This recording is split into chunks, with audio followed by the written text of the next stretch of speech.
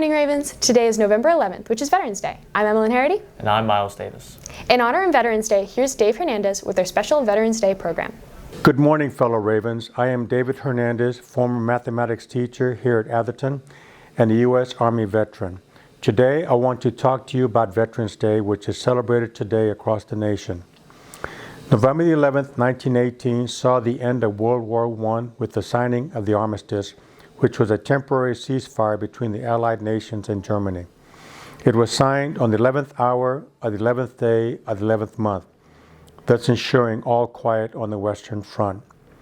7 months later, on June 28, 1919, the Treaty of Versailles in France officially ended the conflict.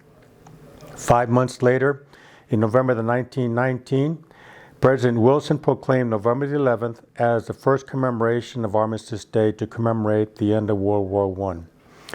He decreed that Americans should observe a moment of silence at 11 a.m. to remember the armistice and to embrace peace.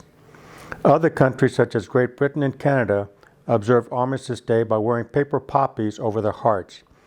The poppy was a flower that symbolized the armistice and was immortalized in a poem by World War I poet-soldier John McCrae. His poem, In Flanders Fields, describes an all too vivid World War I battlefield scene in the first two lines. In Flanders fields the poppies blow, between the crosses row on row.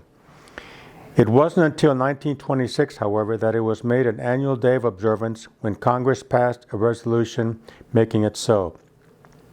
12 years later, in 1938, Congress made Armistice Day a legal holiday as named and dedicated to world peace. November the 11th remained Armistice Day during World War II from 1939 to 1945. World War II saw the greatest mobilization of soldiers, sailors, Marines, and airmen in the nation's history, creating an historic number of veterans at the end of the war. The Korean War, which ended in 1953, also resulted in the addition of many more veterans to the millions who had already served in World War II. Because of these millions of veterans and at the urging of many veteran service organizations, the 83rd Congress amended the Act of 1938 by changing the word armistice to veterans. It became official when President Eisenhower signed the law on June 1, 1954. Thus, November the 11th became Veterans Day to honor all American veterans of all wars. Over the decades, the holiday changed with the times. In 1968, Congress enacted a law moving Veterans Day to the fourth Monday in October to create more three-day weekends for federal employees. If anything, such a move created confusion and dismay, especially among the veterans who saw it as veering away from the original intent and importance of the holiday.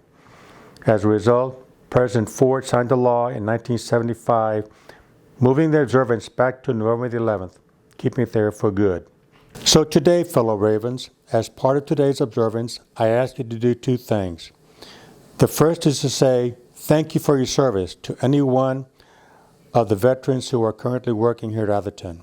The second thing I ask is for you to stop by Atherton's Wall of Fame today and pay respects to a former Atherton graduate who made the ultimate sacrifice while serving his country.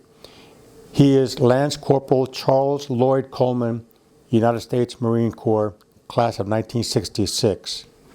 He died on May the 31st, 1968, while serving with the Marines in Vietnam. He was posthumously awarded the Purple Heart Medal and the Navy Commendation Medal with Valor.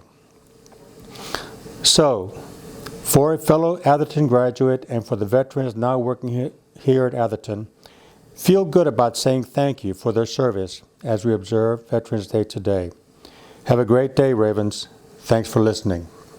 We would like to give thanks to Miss Tammy, who served in the Army. As well as Mr. Davison and Mr. Williams, who served in the Air Force. Thank you all for your service. For Atherton On Air, I'm Miles Davis. And I'm Emily Harity. Please stay tuned for the state-mandated moment in silence. Rock on, Ravens!